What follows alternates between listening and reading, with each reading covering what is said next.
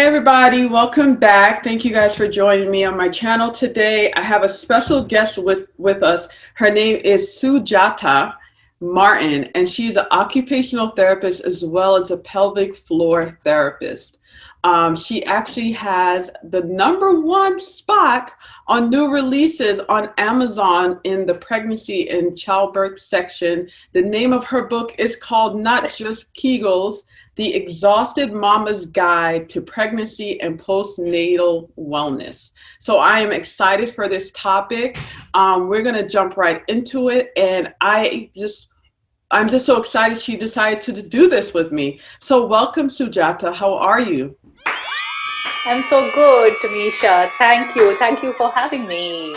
Thank you. So I just want people to get to know you a little bit. So I always like to ask everyone what made them decide to become an OT. And I would love to know your story and how you got started. Yeah, right in high school, like I knew I wanted to work with people. Um, I would hate my life if I had to sit behind a desk all day. Sorry, Hmm. no judgment to people who have to, but I Right, could never do that all day, every day.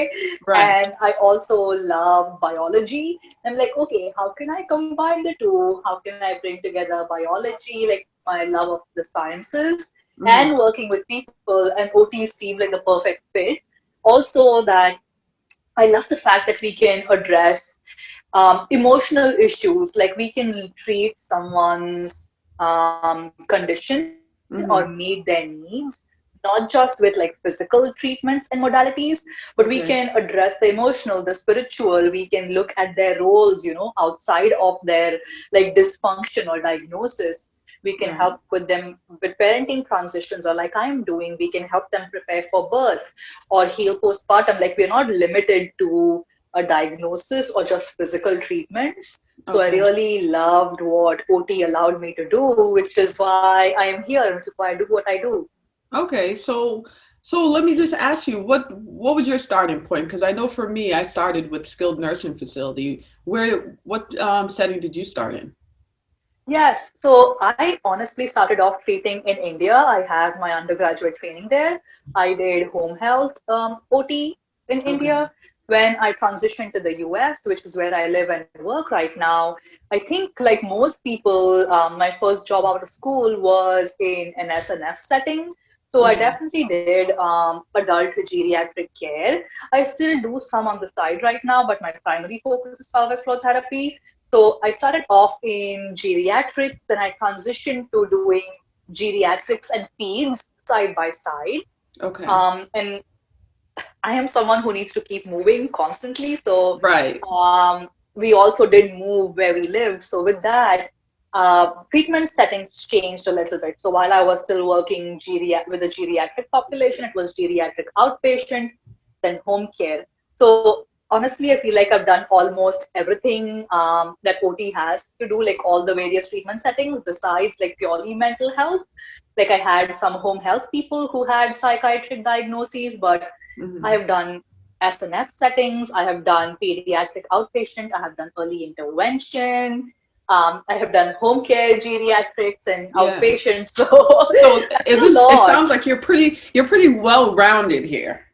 Yes, So yes, that's I know great. you could say that. So before I even ask you about pelvic floor therapy, can you just tell us like what is that? What is Sure. pelvic So, floor therapy? yeah. I feel like it's really so simple. It's like therapy for any other body part, but just for that specific group of muscles in your pelvis. So, which is kind of why you'll find more PTs do it than OTs, because in the US, PTs traditionally do like lower body treatments, Yeah. even though that's not really how the profession is defined. But it's just rehab for the pelvis. It's as simple as that. So even OTs can totally be in this field of work, because what do we treat in pelvic floor? We treat toileting concerns, Yeah. which is an ADL. We Yeah. treat sexuality concerns, which is an ADL. We do pain management, which affects, ADL functioning. Yeah. So pelvic floor therapy is just rehab, and just a set of muscles instead of the upper body or the lower body. We're just treating the pelvis. That's the only difference. Yeah. And you're going to find that a lot in skilled nursing facilities. They're like, oh, the OTs are from, waist up and the PTs are from waist below. And it's like, no, we are Yes, holistic treaters. We treat the whole body, and we got to stop exactly. limiting our mindset to just that one track. Oh, I'm shoulders, I'm arms, everything else I don't do. Yes, So that's great. yes. So let me ask you, so what inspired you to become a pelvic floor therapist? Like, how did that come about? Yeah, it was honestly my experience during pregnancy. Again, when I was pregnant, this is back in 2017, 2018, I had already worked in rehab for like 8 to 10 years. And it just blew me away that I have people who are going in for knee surgery and they get more rehab and prehab than I do being a Mm, pregnant person. Now, I don't know how many of our viewers are women, but birth is a huge change. Like your body changes a lot. it Your does. muscles get stretched out a lot in pregnancy. And no matter if you give birth by C-section or vaginally, your body is going through a lot of changes, but there is like zero prehab and there is zero rehab for most people. So to me, it was like, hey, something is wrong over here. This is not Mhm. okay. And which led me to search locally, and there weren't many people like preparing women for this part of their lives, like there Yeah. were pelvic floor therapists, but they were focusing more on like treating issues like pain or leaking or prolapse, which is so important, of course, Hmm. but no one was helping women avoid those issues, Yeah. like prevent them from getting to that point. So Hmm. that kind of motivated me to educate myself. And I was like, okay, how do I combine the two? How do I combine my OT background with this passion for, first of all, just taking care of my own body and then Yeah. helping other women? And that brought me to pelvic floor therapy. Wow. Amazing. So let me ask you, so let's say on a typical day, okay, Mm-hmm. how would the session look like? Like if I'm coming in and I'm, 30 weeks and I want to get educated on the pre and then after the post, how does the session look like and how do you follow your Yes. clients? Yes. So great question. And this doesn't get asked a lot at all. So I'm so, Yeah. so glad you asked this. Honestly, like I said, it's just like therapy for any other part of your body. Most Okay. pelvic floor therapists work in outpatient therapy, which is what I do right now, outpatient care. I did do home care for a little bit. Some will do in-home sessions as well. So it looks like any other outpatient or in-home care visit. Of course, you would, honestly, I should not say that because some states have direct access, but Hmm. the providers will still get a script because the person is pregnant, so be on the safe side. Hmm. So just like any other therapy setting, you would get a script from the provider saying you are seeing this person for X, Y, and Z. Okay. And before the person comes in, I send them intake forms, everything's electronic. Once they come in, we take a history similar to any other OT eval.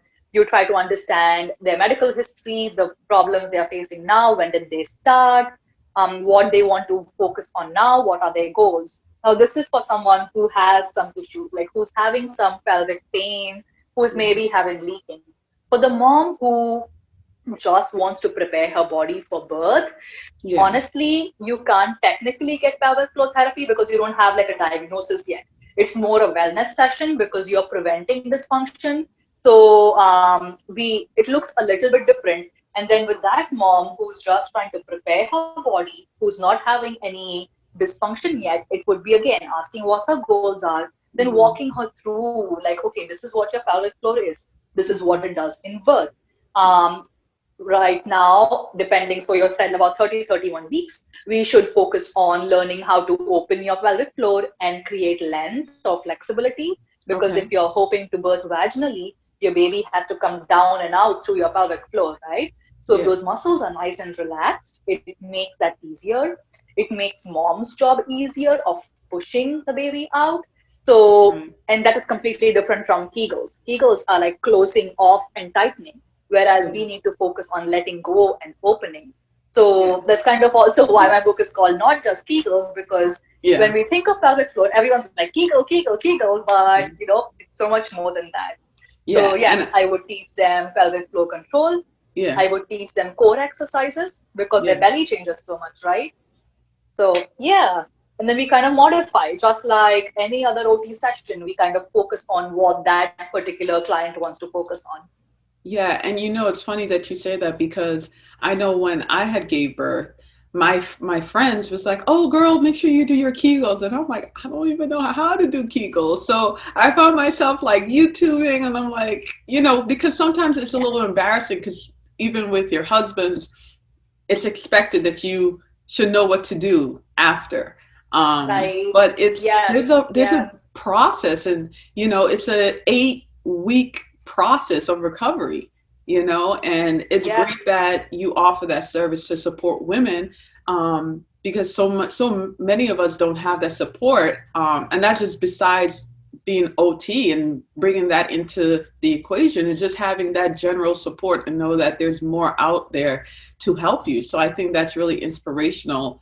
And I definitely take my hat off to you for going a little bit more into the entrepreneurial route, and using the skills yes, that you've learned in your OT career to yes. kind of diversify it for us. So thank you very much for that.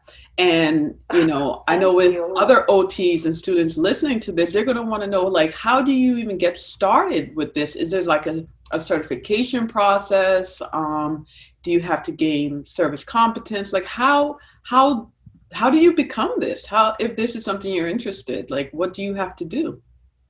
Yes, great question, and thank you.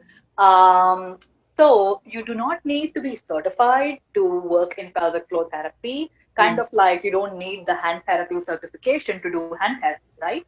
But some people do certify as their career progresses just to have that credential.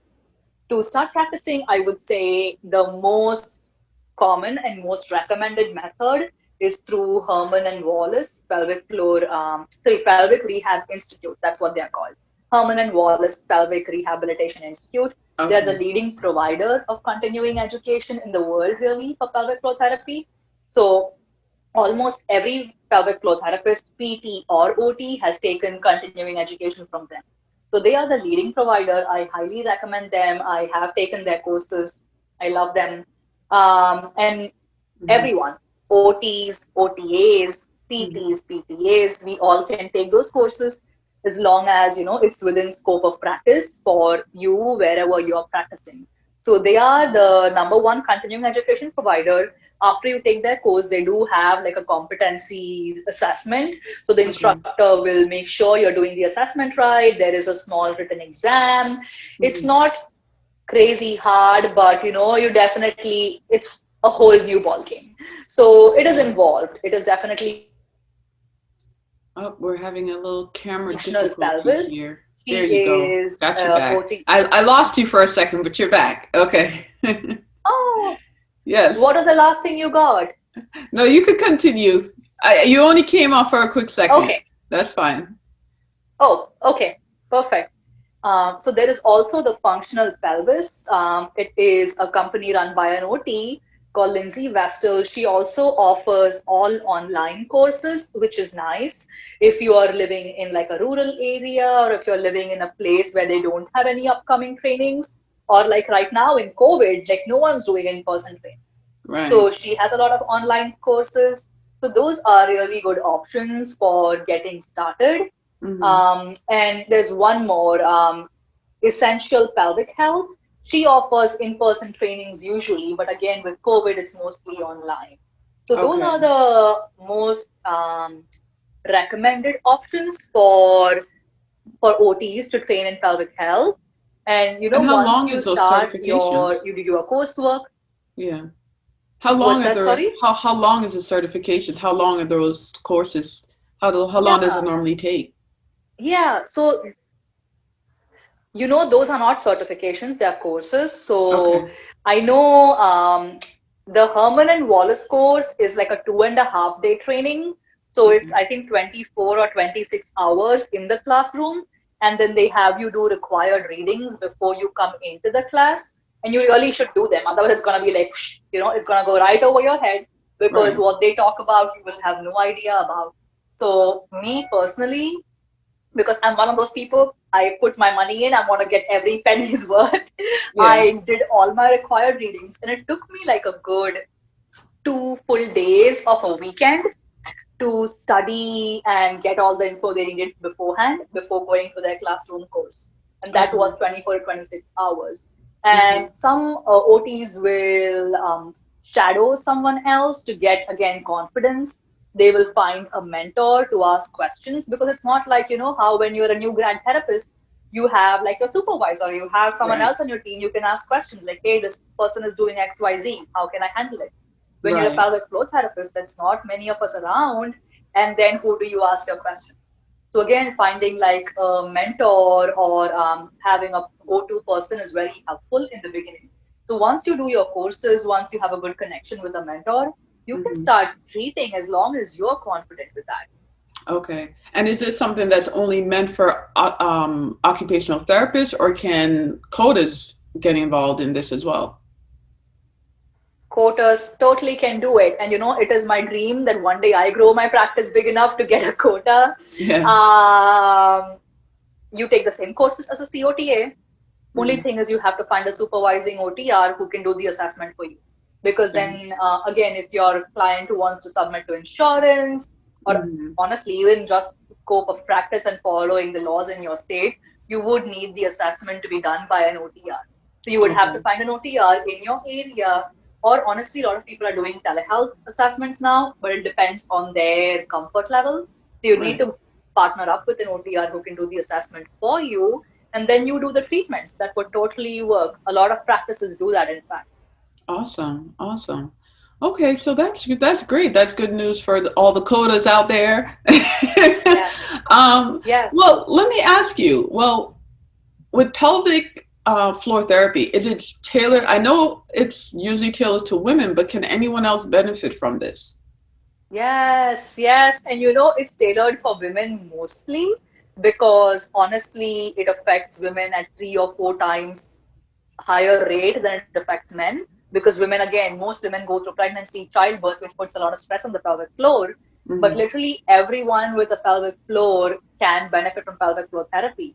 Like men have issues with premature ejaculation, or they have prostate cancer, or as they get older, they get prostate hypertrophy, and they Hmm. develop urinary issues. So all that can benefit from pelvic floor therapy. If you have male patients in an SNF setting and they have urinary issues, you want to get them off a catheter and try to get them, on a proper toileting regimen again.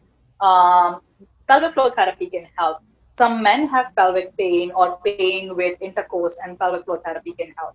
We also see now more and more people who are choosing like gender reassignment surgery. So people who are transitioning from male to female or female to male, and it Wow. helps them in their post-surgical recovery.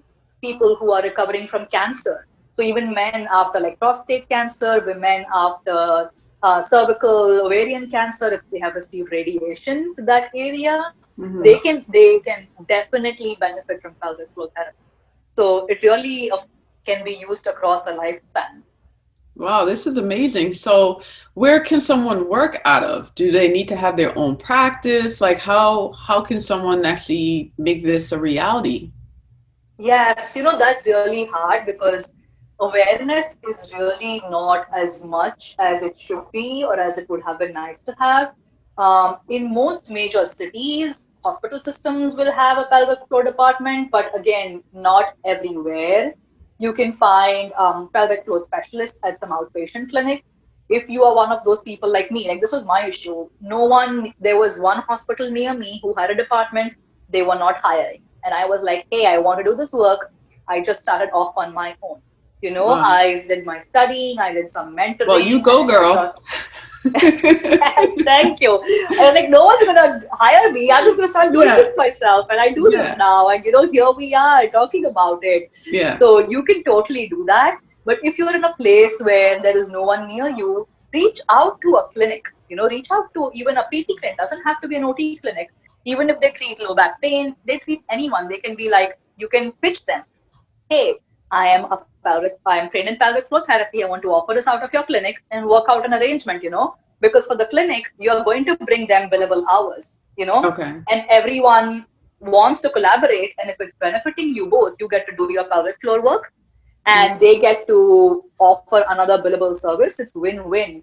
So there's always room for creating opportunity. But you can start off searching hospital systems, just Google pelvic floor therapy in your area, and you should be able to find something. And if you don't find something, start your own, do Right. it. Right. So, well, when it comes to payments, is this a private pay system or insurances accept pelvic floor therapy? How do you incorporate, OT with the pelvic floor when it Yeah, comes to your billing? sure. So it kind of goes two ways. So if you have a dysfunction, like if you're seeing someone for pelvic pain, leaking, prolapse, like if they have a diagnosis, then yes, insurance will cover it. You Okay. can bill for insurance. That being said, I am an out of network provider, and a lot of pelvic floor therapists are out of network. And that's because insurance will pay me the same Mhm. as they will pay as a new grad who took their boards yesterday. And to me, Okay. that's a big insult. I have spent hundreds. I lose track of how much time I have spent and how much money I have spent, getting the skills I have. Yeah. And what we do, most pelvic floor therapists who are out of network spend like 1 full hour face to face with a patient.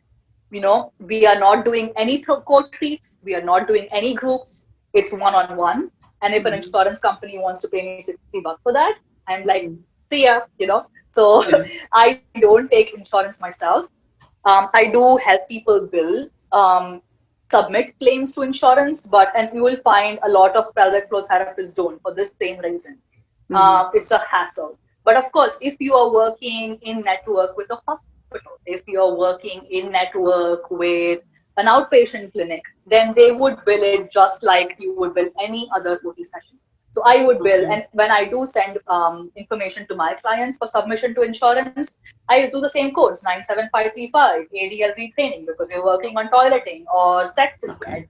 ed, sexual pain management, or we would do 97112 neuro re-ed because again we are teaching coordination of breath and pelvic floor and teaching them how to Yeah. engage a muscle that is not working well. We are doing retraining in various positions. We would do the same 97535 97530, whatever Yeah. codes you use for therapy normally, you would Mhm. use the same thing. Well, you're And amazing. You have also, those codes. You have those codes right in here. I'm like, oh yeah, that's right. That's the yeah, right code. You have them yep, I do memorized, so this. that's I great. do this so often. So, Yes, Shujato, let thank me ask you. you, what is your plans? What does the future look like for you? Just keep doing this more, keep talking about it. And I like talking about this so that more OTs do it. And more people know that this exists because our mom's generation, they were just like, oh, you have a baby, you leak. Yeah. You have Hmm. a baby, you have pain. Sex always hurts. Or you get to menopause, everything starts falling down. That was just like normal. But Right. the more we talk about it, the more people realize like, hey, there's a fix for this. You don't have to be like living life like that. So just Right. talking about this, getting the word out. And also I wanted to say that insurance will not pay for wellness care, which is basically when you're trying to prevent dysfunction. So if, Yeah. for example, when you mentioned that 30-week pregnant lady who wants to come to therapy, insurance would not cover it because she doesn't have an issue yet. She just wants to prepare for birth. So that would be an out-of-pocket expense. Okay. So I realized that for a lot of people, they can't afford to pay out of pocket. For Yeah. each time they go to a session, it may be too much. They're not in the place to pay for it. So I developed this ebook and it's online where it's just 6.99. They can use it on a Kindle app on a smartphone. They can use it on their laptop, on, an actual Yeah. Kindle, wherever. Yeah. It's a very simple book which has basic exercises that they can do for their core, for their pelvic floor to prevent dysfunction. Yeah. So again, if they already have issues like leaking or pain, it may help them. But Okay. the whole idea behind this book is like, hey, lady, don't wait till you have these issues. And that's where I started, right? I Yeah. wanted to prehab, I wanted to avoid these problems. So this book just does that. So that Yeah. wellness care, which people have to pay out of pocket for, which insurance will not pay for, I was hoping to get this in the hands of women at a price they can afford, Mhm. so they can access it. So those are the plans for the future. Just keep helping women get this message across that Mhm. A, you don't have to be in pain, and B, you can do things to during pregnancy to avoid problems afterwards. And C, also OTs, we should be doing this because we are awesome at addressing people as a whole. Yeah. And when someone has pelvic floor dysfunction, like who wants to sit and tell someone, hey, I have trouble holding my bladder?